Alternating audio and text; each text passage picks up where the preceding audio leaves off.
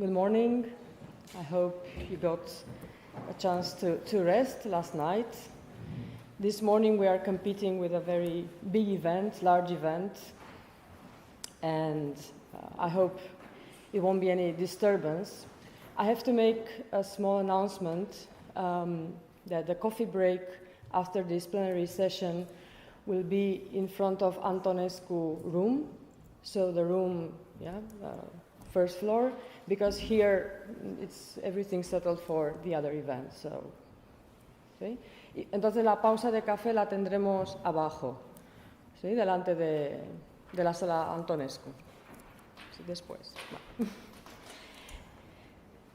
Well, and now I'll just present the first keynote speaker for today. I have a great pleasure to introduce Pilar ALONSO. She's an associate professor at the English department at the University of Salamanca, where she mainly teaches cognitive and discourse semantics for undergraduates and graduates and PhD students, courses that I had the privilege to attend and for which I'm most grateful.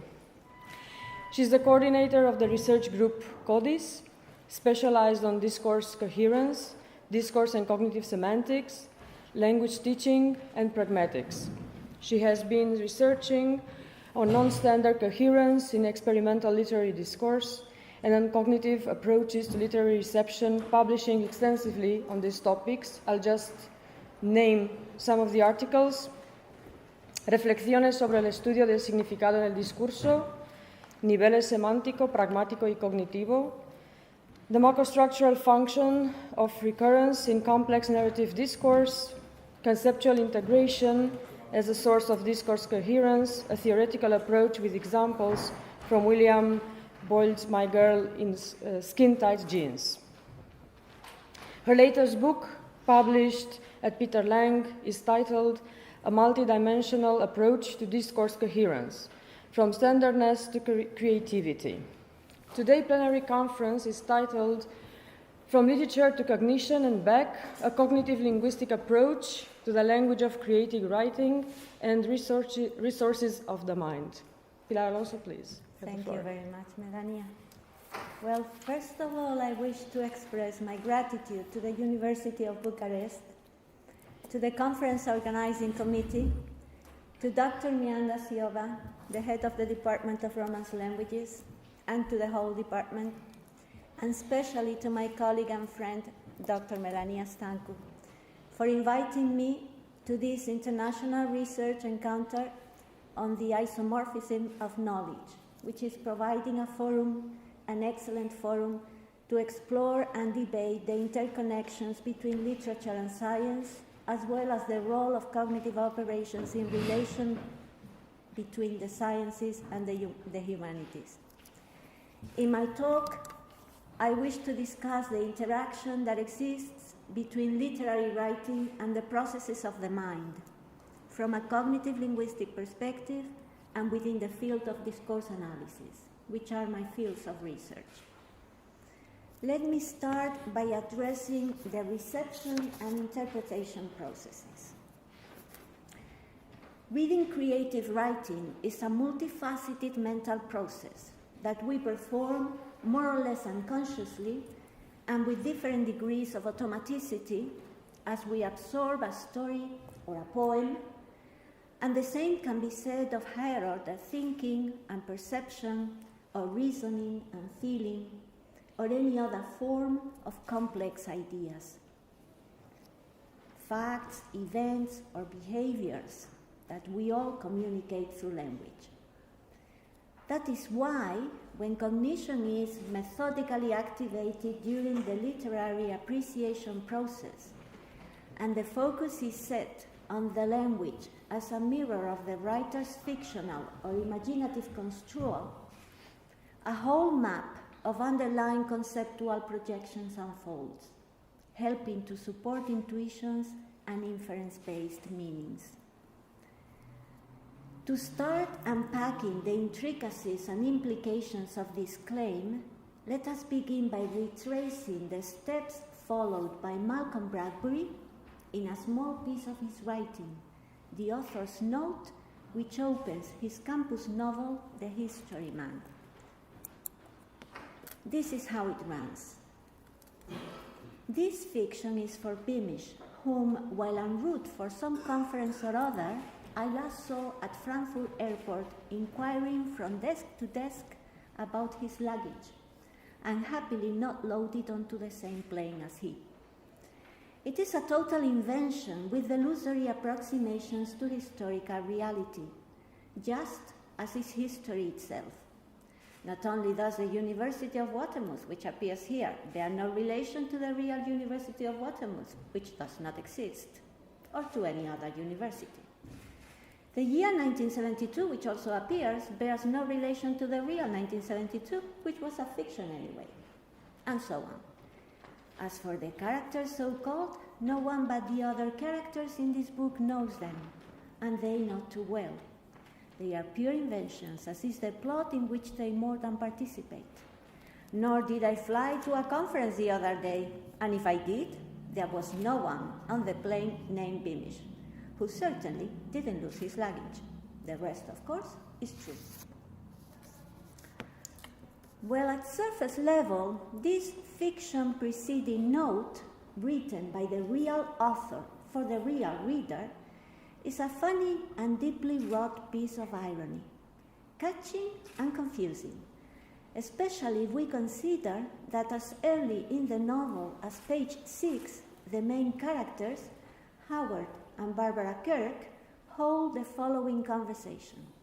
"Beamishes," says Howard. "Can we stand the Beamishes?" "We've not seen them all summer," says Barbara. So the reader soon discovers that the person to whom the novel is dedicated, Beamish, might actually be a character in the novel. And here is the initial problem. Is the author note Beamish real, as corresponds to a prior to fiction piece of text? Or is he fictional, as belongs to the inner fiction narration world? To solve the riddle, the reader's reception process of the author's note works at two levels, locally and globally. Locally, it opens in the reader's mind a set of mental spaces. The author, Beamish, en route for some conference, airport, university, reality, fiction, which involve the authorial I and the person he dedicates his fiction to. It is precisely the successive coincidence and negation of situations and facts that favor conceptual fusion and ironic conceptual fusion and ironic confusion. I'm fused and confused.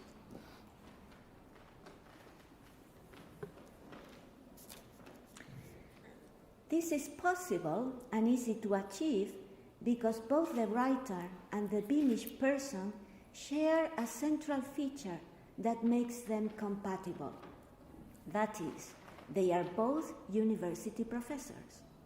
Bradbury, the author, lectured in different universities and finally became Professor of American Studies at the University of East Anglia, while the Beamish within Bradbury's fiction is a colleague of Howard Kirk's, the protagonist of the novel, who is a lecturer in sociology at the University of Waterloo, which, as Bradbury himself says, is at the same time real and does not exist.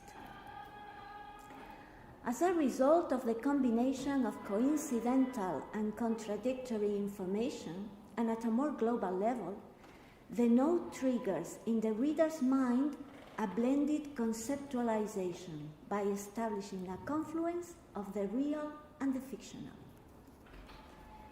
The first cognitive operation needed to unfold the two interlocked realities is blending.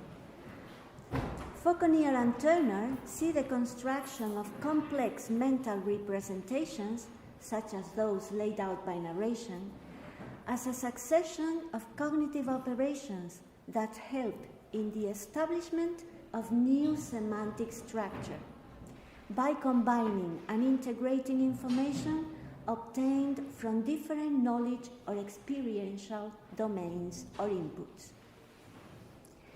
In Bradbury's note,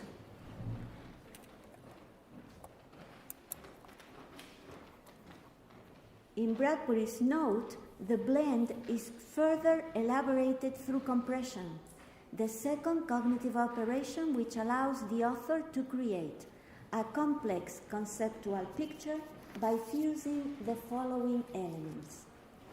First, the author fuses the writer and his book when he says, "This fiction is for finish."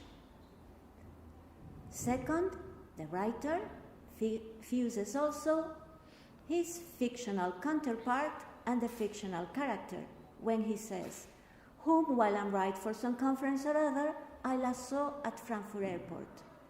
Third, he also fuses the real world and its fictional counterpart when he says, "The fictional University of Watermouth and the real University of Watermouth, which does not exist." And also, the fictional year 1972 and the real 1972, which was a fiction anyway, he says.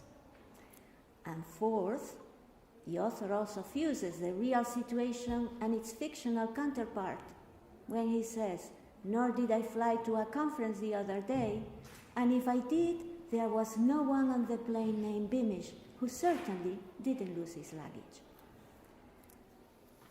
These cognitive moves, signaled through language, allow Bradbury to compress the real and the imaginative by making use of our capacity to elaborate complex thoughts from real and/or conceptual material.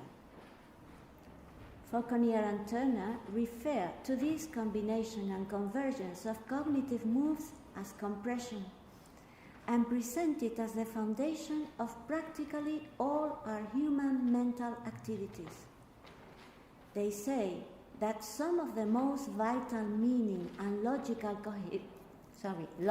coherence relations, which play an essential role in our understanding of the world and in our interaction with the environment, such as cause-effect, change, time, identity, intentionality, and so on, converge naturally in many of our thinking processes.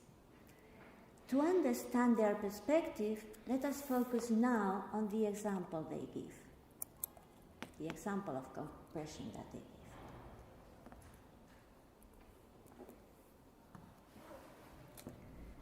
This is the example. They say, "When we look at the Persian rug in the store and imagine how it would look in our house, we are compressing over two different physical spaces. We leave out conceptually all the actual physical space that separates the real rug from our real house. When we imagine what answer we would give now to a criticism directed at us several years ago, we are compressing over times. In some cases, there is a larger history that includes the two spaces over which we are compressing. In the case of shopping for the rug, the history includes our desiring a rug, looking at the spot where it might go, making notes, going to the store, looking at several rugs, and so on. We choose two mental spaces in that story for compression. In the case of imagining our present answer to an old criticism, there is a history in which we have been thinking about an idea and dealing with criticisms.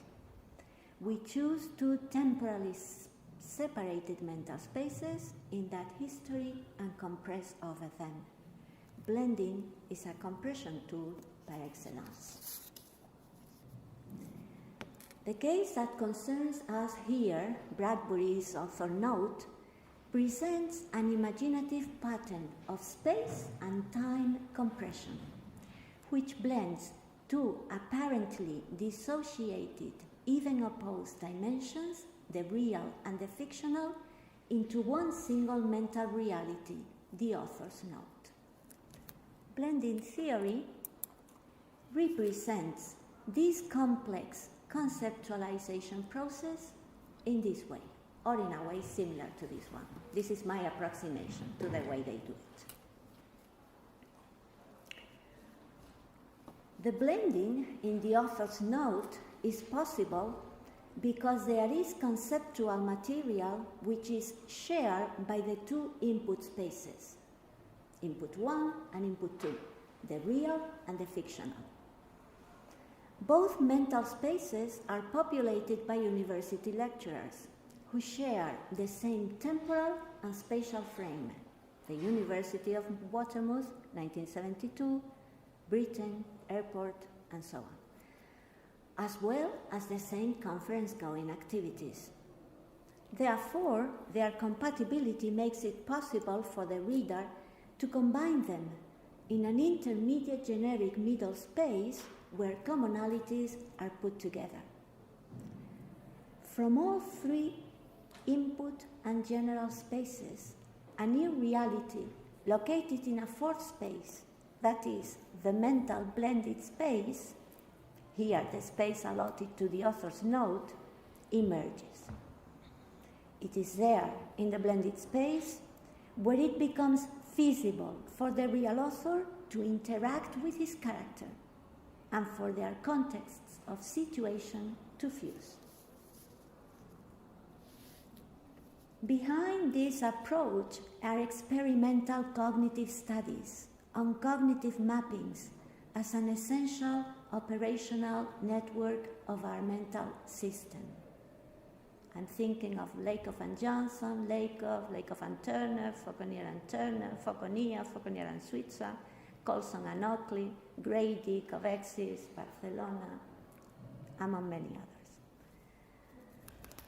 Cognitive mappings build paths across different input domains and ad hoc mental spaces and create models of conceptual integration involving operations such as metaphorical projections, blendings, analogical mappings, cross-space mappings of counterpart connections, and so on.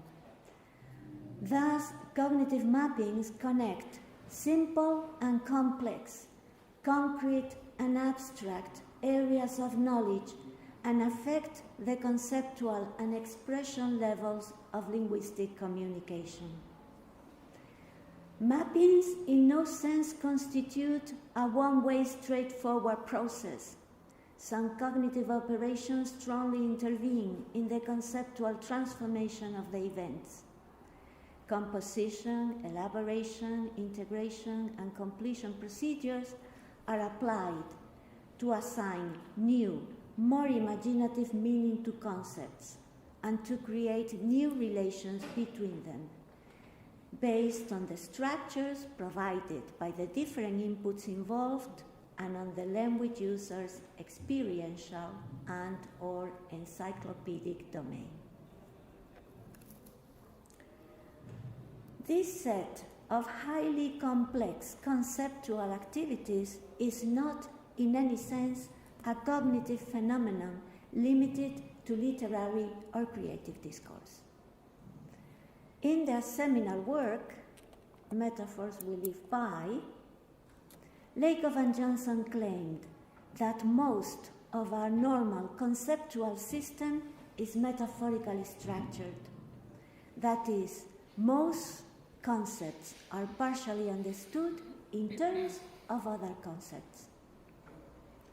According to the authors, this implies that underneath much of our everyday understanding of life and the surrounding environment, there coexist millions of conceptual cross-domain projections which allow us to extend, develop, clarify, and/or elaborate our perception of experience.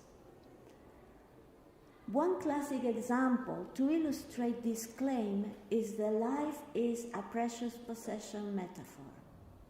One example out of the millions of examples that we could have. This example serves as shared underlying thinking process to all those expressions which reflect the conceptualization of life and everything that is dear to us as a possession, as if it were a possession.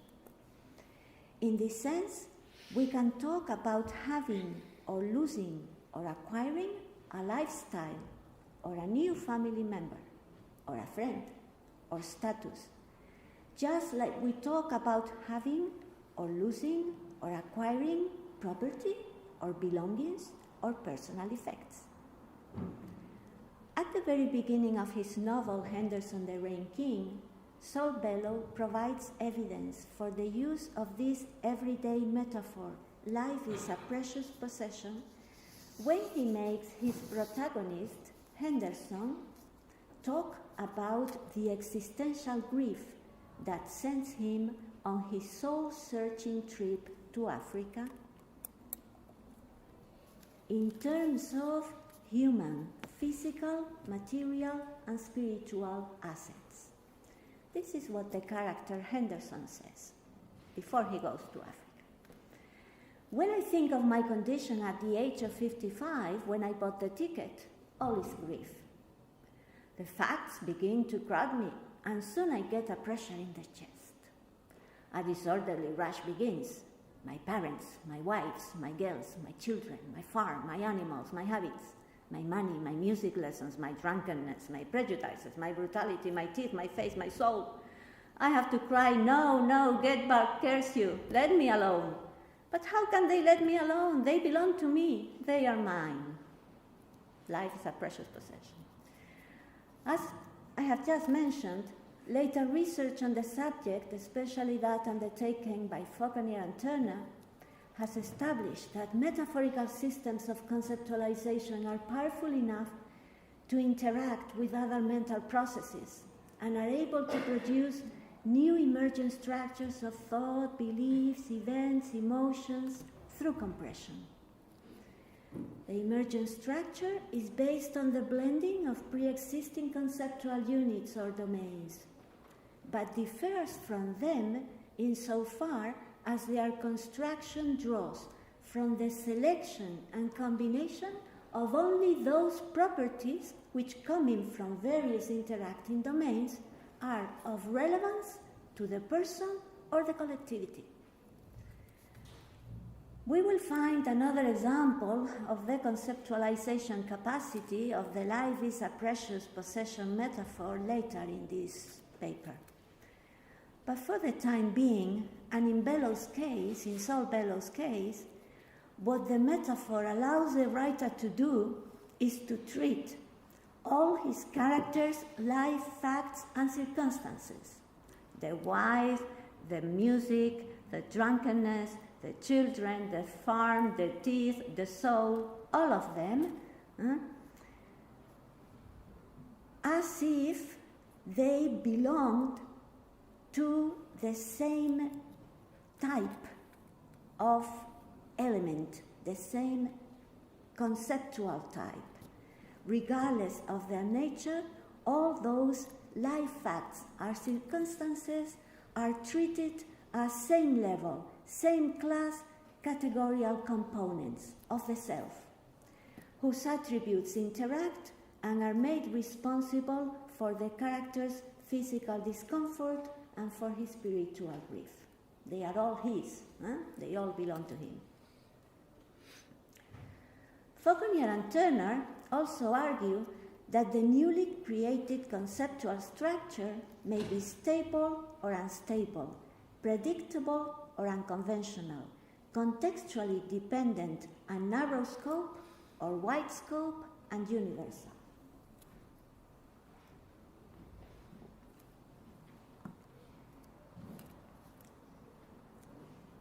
That is, the construction resulting from those mixed processes of the mind acquires autonomy and develops a new map of content and relations which can integrate aspects concerning culture, social or individual history, and collective or subjective experience.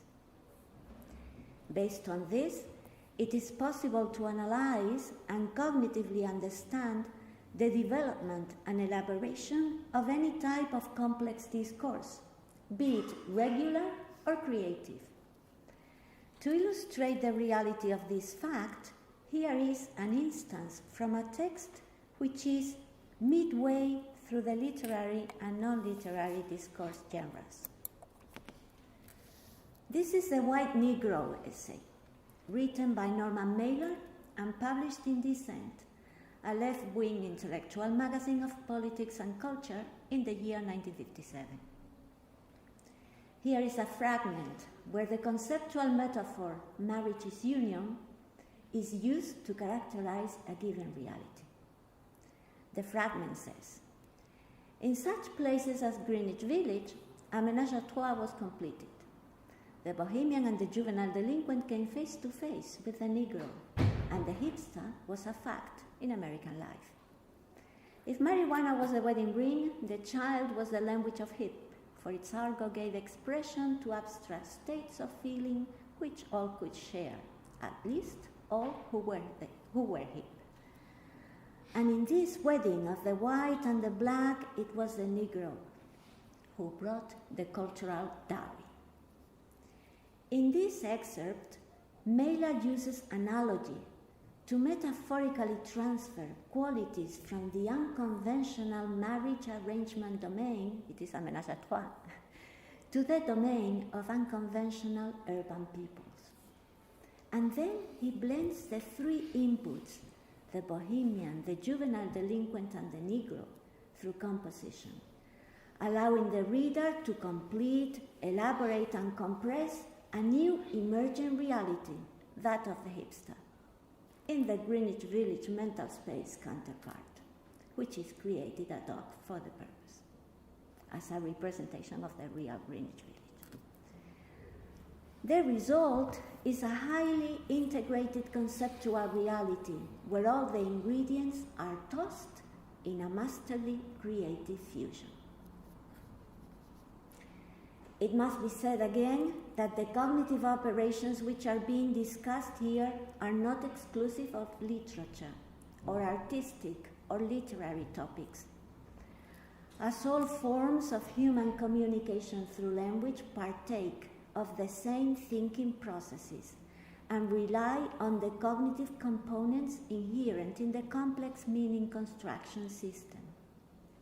It is a fact that, as Lakoff and Turner claim, great poets as master craftsmen use basically the same tools, metaphor, metonymy, that we use. But it is also true, as they add, that what makes them different is their talent for using these tools and their skill in using them. The essence and the function of the cognitive component in literary discourse should therefore be seen and evaluated from the common basic perspective of human cognition resources. But the writer's specificities should always be defined in terms of personal variables, including aspects of quality and creativity. Such an approach helps to identify recurrent and/or extended conceptual patterns, which serve to form and structure mental configurations. The consideration of these patterns is relevant to the description of the author's literary world, and their role in the narration can be used as model for analysis.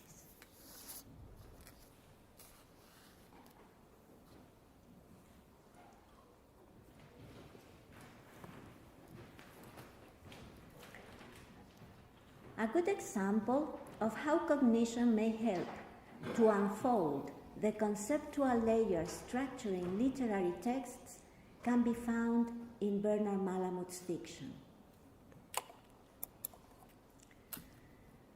In an interview he gave to the Paris Review in 1975, on the very day he turned 60, the author declared his taste for metaphor in the construction of his imaginary worlds. Thus, while talking about The Natural, his first baseball-themed novel, he said, "I love metaphor. It provides two loaves of bread, where there seems to be one. Sometimes it throws in a load of fish. And a few sentences further on, he claimed, I'm not talented as a conceptual thinker, but I am in the uses of metaphor. He was very humble. Although he didn't seem to establish a connection between metaphorical writing and conceptual thinking, later research on both conceptualization and metaphor has come to show that, in Lakoff's words, quote, metaphor is not just a matter of language, but of thought and reason. This current of studies has also proved that together with other conceptual projections, metaphor lies at the basis of most human manifestations and actions, and is key to the elaboration and invention of, in Fauconnier and Turner's words, quote, both everyday meaning and exceptional human creativity, unquote. Based on these assumptions, we can say that Malamud's love of metaphor and his expertise in the use of this cognitive tool gives him the power to build and offer a new conceptualization of the surrounding universe in his literary reality. Furthermore, it is equally possible to say that there is an experientially grounded conception of the author's invented reality that systematically affects the thoughts, the language, and the action which pervade his production. I have more extensively written about this elsewhere, but for the sake of brevity, let us focus on just one of the metaphors which are central for Bernard Malamud's work. It is widely acknowledged that, in his reformulation of the universe, one of Malamud's defining characteristics is the conceptualization of man as every man. That is, in his fiction, man has the inner potential to stand for and become humanity. Or what is the same, for Malamud, the transposition from personal to communal embraces each and every human being. A good example of this metaphoric metonymic mapping is provided by his well-known words, all men are Jews, except that they don't know it. Experientially, we may connect this statement with his Jewish origin. For, as Gibbs points out, in Jewish tradition, a singular man, quote, represents the people, the singularity of the community, unquote. In Malamud's narrative, this reconceptualization process, which converts the specific man into every man, is powerful enough to give a purpose to his characters' fictional experience and to their defining sense of endurance. In his work, Malamud traces a circular path which unites, as an attribute of his most representative Jewish characters, Jewishness with life and suffering, suffering with love and humanity humanity back with Jewishness. For example, at one point in his novel, The Assistant, the protagonist, Maurice Bober, an immigrant Jewish grocer in post-war America, says, "That's what Jews live for, to suffer." At another point, he adds, "If you live, you suffer. Some people suffer more, but not because they want. But I think if a Jew don't suffer for the law, he will suffer for nothing."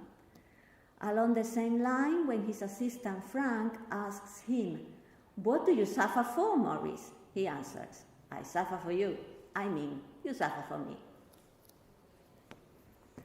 Equally, in The Fixer, another novel by Malamud based on the Mendel Bailey's trial, the protagonist, Yakov Buck, a Russian youth falsely accused of murdering a Christian child and used by the Russian authorities as an excuse to start a pogrom against the Russian Jews, only accepts the symbolism of his death by suffering if it serves to save others.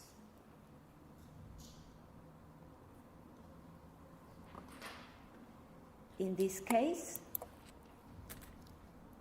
the others are represented by Shmuel, his forgiving and compassionate father-in-law, who stands here in this novel for every man. And so Bog says, "Live, Shmuel, live, let me die for you." Underneath this statement, the protagonist's string of thought is, if I die to fuck them and end my suffering. But when he reflects further, he says, what do I get by dying outside of release from pain? What have I earned if a single Jew dies because I did?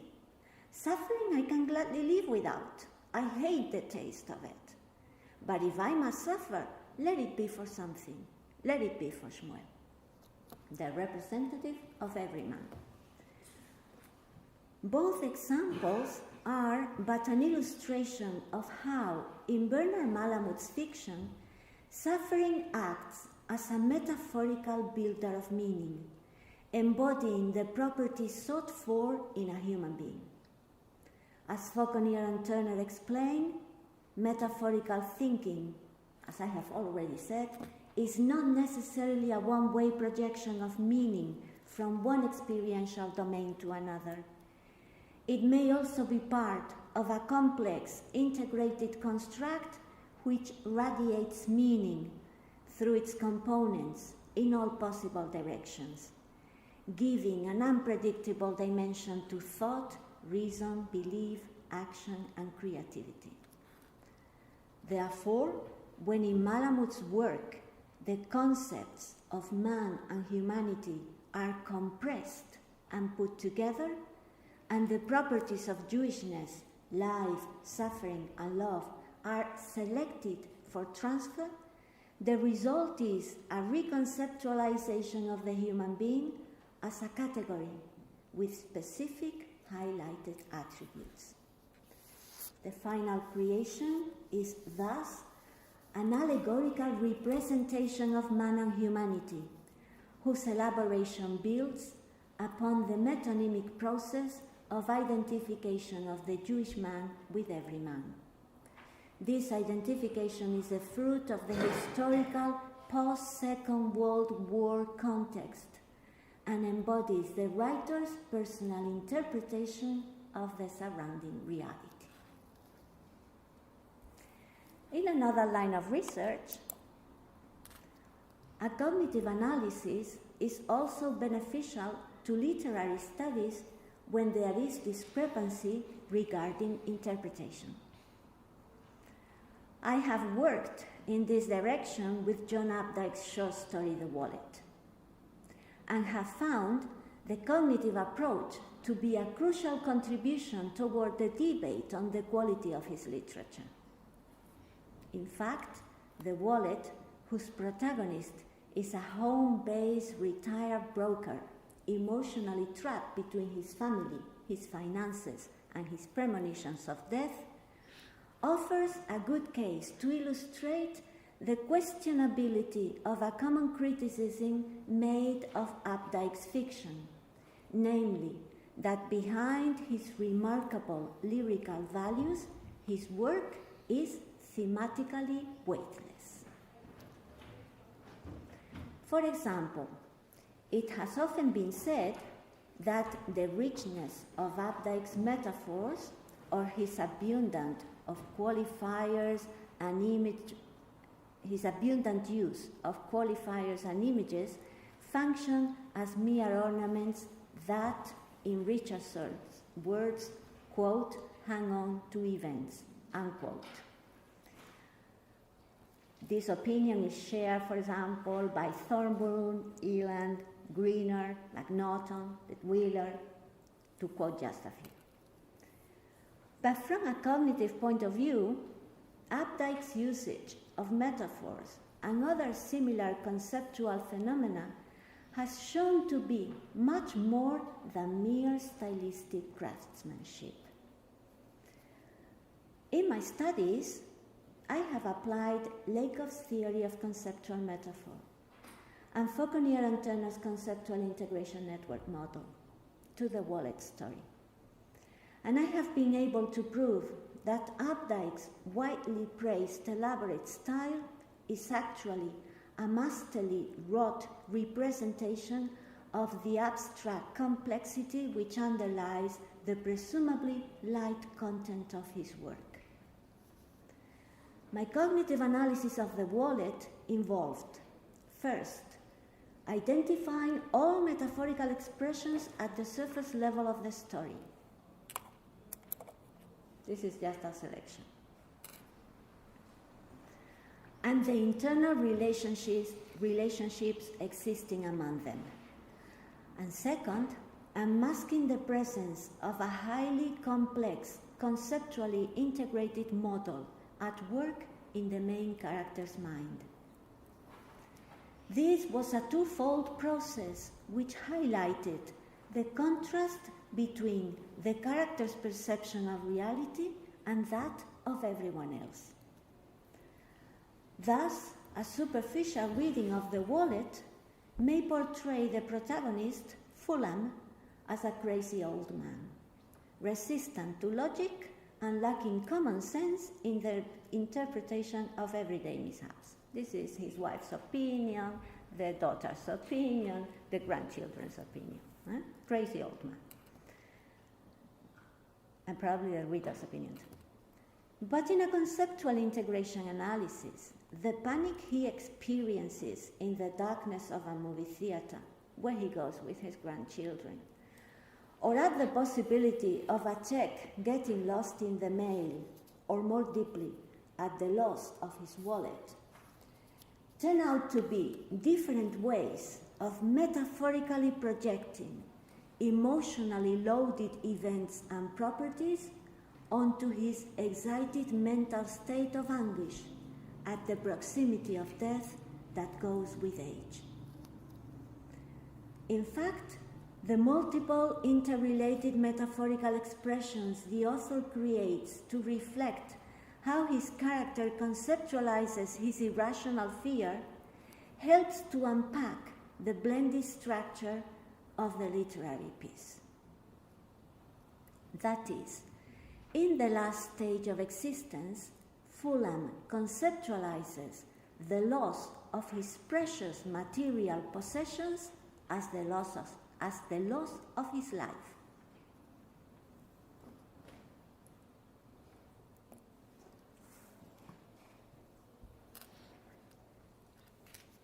In the same way, the cognitive analysis shows that the unknown perpetrator whom Fulham holds responsible for his misfortunes actually resides in his imagination and is his own dread. As a broad illustration of this intricate process of conceptual projections and taking the data obtained from the verbal text into consideration, I can provide some examples, just a few, of the mappings identified, all of them concerning the basic metaphors, life is a precious possession, which has already been introduced here, and darkness is death. And so, what we get is that in the story, Fulham's precious possessions, his wife, his child, his house, grandchildren, stand metaphorically for Fulham's life. The darkness in the movie theater stands metaphorically for the unknown, for his own death. The movie theater itself stands metaphorically for Fulham's mental state, for his life framework. The movies stand for Fulham's life. Fulham's house stands metaphorically for Fulham's body. Fulham's money stands metaphorically for Fulham's blood. Fulham's wallet stands metaphorically for Fulham's heart. The perpetrator stands metaphorically for Fulham's dread, and his imagination stands metaphorically for reality. The analysis of these mappings confirmed that in Updike's short story, the underlying conceptual structure shouldn't be separated from the narrative configuration if one wishes to do justice to the text. The extended pattern of occurrence and recurrence of these metaphorical projections in Updike's story and their concatenation make their semantic load global and central, instead of local and peripheral or anecdotal, turning style into substantial content. This is an aspect of Updike's writing which could be further researched in the totality of his work. A third author whose work I have studied extensively, I have studied many others, from a cognitive approach is poet E. Cummings.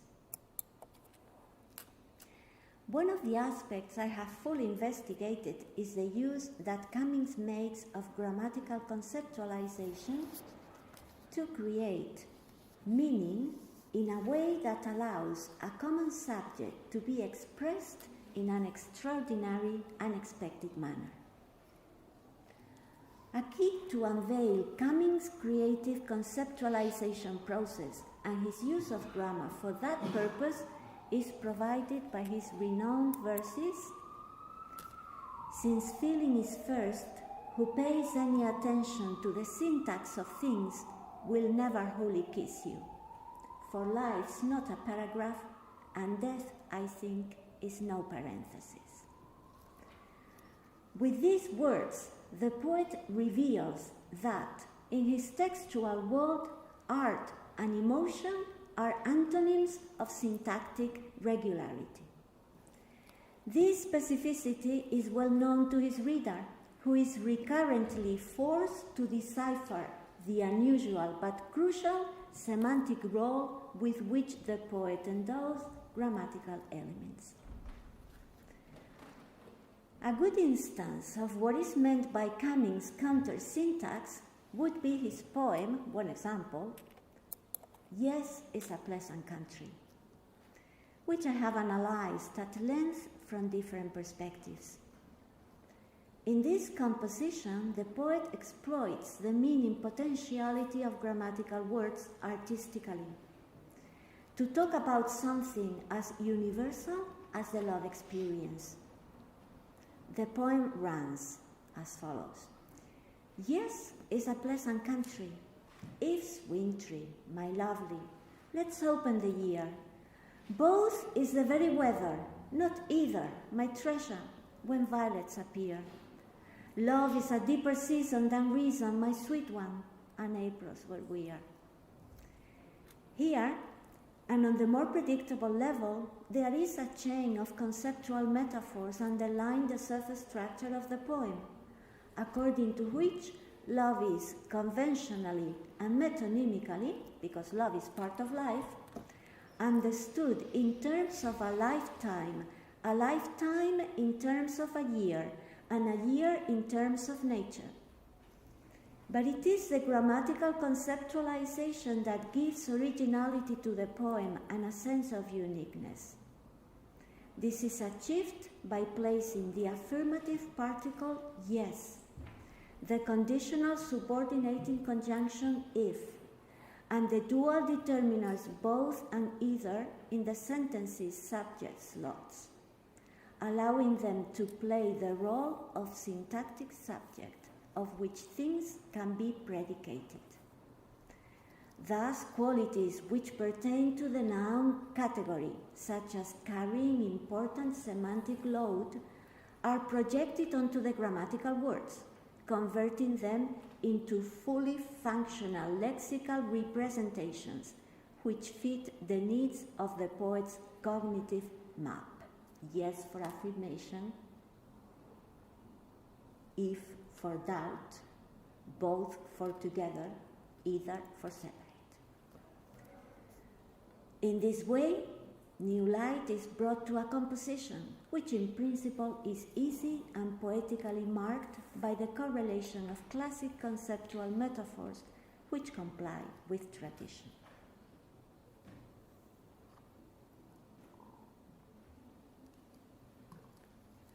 However, I wish to focus here on a different aspect of his conceptualization strategies.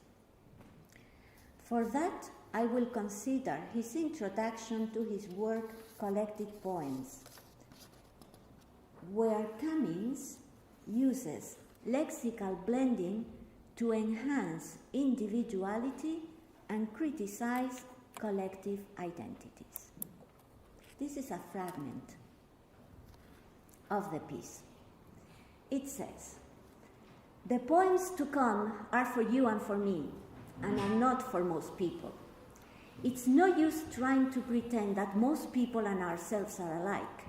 Most people have less in common with ourselves than the square root of -1. You and I are human beings. Most people are snobs. Take the matter of being born. What does being born mean to most people? Catastrophe unmitigated, social revolution, the cultured aristocrat yanked out of his hyper-exclusively ultra-voluptuous super palazzo and dumped into an incredibly vulgar detention camp swarming with every conceivable species of undesirable organism. Most people fancy a guaranteed birth-proof safety suit of non-destructible selflessness. If most people were to be born twice, they'd probably call it dying." As concerns the words and thoughts expressed in his introduction, Horace Gregory relates their meaning to the Bergsonian philosophy of becoming and rebirth, and their stress on individuality to that aristocratic type of Americanism which, quote, "has the right to look down on snobs and have nothing whatever to do with them," unquote. In Cummings' poems, Gregory claims, quote, "individuality is always respected and snobbery is always exiled," unquote. But what is of interest to my cognitive approach is the strongly original and extremely effective way in which Cummings chooses to represent and express his rejection of mass snobism and his praise of individuality. This is done through blending and absence of blending, respectively. First of all, there is the creation of the blended term most people, to fuse into one single lexical item the properties which make the one and the all emerge as a majority, with the consequential loss of their individual identity. And around this lexical creation, other blended terms such as square root of -1, social revolution, hyper-exclusively ultra-voluptuous super palazzo, detention camp, and birth-proof safety suit appear, tying up the amalgamated reality. This is a strategy which is not used in the description the poet gives of himself and his reader, the I and the you of the text. For them, there is no blending. And so what we have is, you and I are not snobs. We can never be born enough. We are human beings for whom birth is a supremely welcome mystery, the mystery of growing, the mystery which happens only and whenever we are faithful to ourselves. You and I wear the dangerous looseness of doom and find it becoming. Life for eternal us is now, and now is much too busy being a little more than everything to seem anything catastrophic included. The contrast between the physical word distribution in the two fragments of the introduction is evident. In a simple and efficient way, Cummings monitors his reader's conceptualization process by constructing homogeneous identities for the majority through lexical blending and preserving individuality for him and his like-minded fellows. This second effect is achieved by using discrete, clear-cut, self-contained concepts, which are the graphic representation of his strong claims of personal autonomy.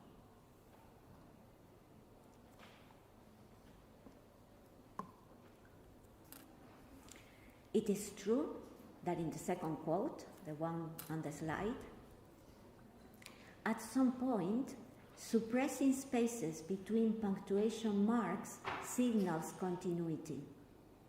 But it aims at the essence of life, not at the merging of individuals, as happened with the previous quote and the use of blending. In this way, by using blending and absence of blending, Cummings reconceptualizes and recategorizes the world he describes by building around his prototypical self two divergent classes of people, those defined by a distinctive personality, as opposed to those defined by social snobbery, which he so strongly rejects. To conclude, and as has been seen in all the examples discussed before, raising unconscious cognitive operations to the level of consciousness in the consideration of literary discourse helps the analyst and the reader to shed light on the configuration and development of the creative uses of language and contributes to their understanding and interpretation. Furthermore, the investigation of recurrent conceptual patterns and their extensions helps to identify the coexistence and combination of a set of varied cognitive operations which permit the author to pursue an array of multiple and diverse, often unique reconfigurations of reality. These operations involve, as has become evident, all types of conceptual projections, which turn out to be, as Fauconnier and Turner contend, central to meaning construction. Thus, an integrated analysis of the conceptualization process underlying literary discourse, as reflected on the language selected by the author during the literary writing activity, allows us to go from the very basic level concepts which correlate with objects, actions, or properties in our everyday life to highly complex manifestations of human thoughts, feelings, behaviors, or situational events. In the examples considered here, the multifaceted cognitive approach has helped to unfold a set of innovative, sometimes surprising versions of the surrounding experience by identifying cases of creative blending at the conceptual and lexical levels, or aspects of elaborate category formation in combination with basic metaphorical mappings, or the involved use of metaphorical projections and blended spaces for the emergence of artistically revised representations of everyday life practices. The main advantage of a cognitive model of literary discourse analysis relies, therefore, on its strong capacity to unpack the conceptual density which may be hidden behind the sometimes smooth, sometimes intricate appearance of a writer's masterpiece. And that's the end of it. Thank you very much for listening your attention.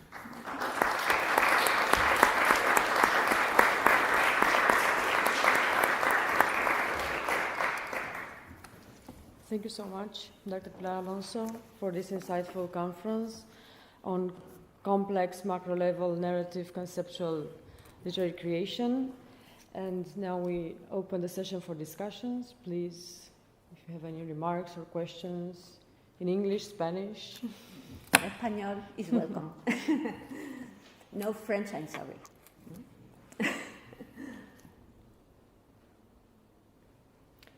I'll start with a question. I was wondering, what's the main difficulty when applying this linguistic approach, mainly linguistic approach, conceptual blending or lack of theory of metaphor, to literary discourse and to literary creation?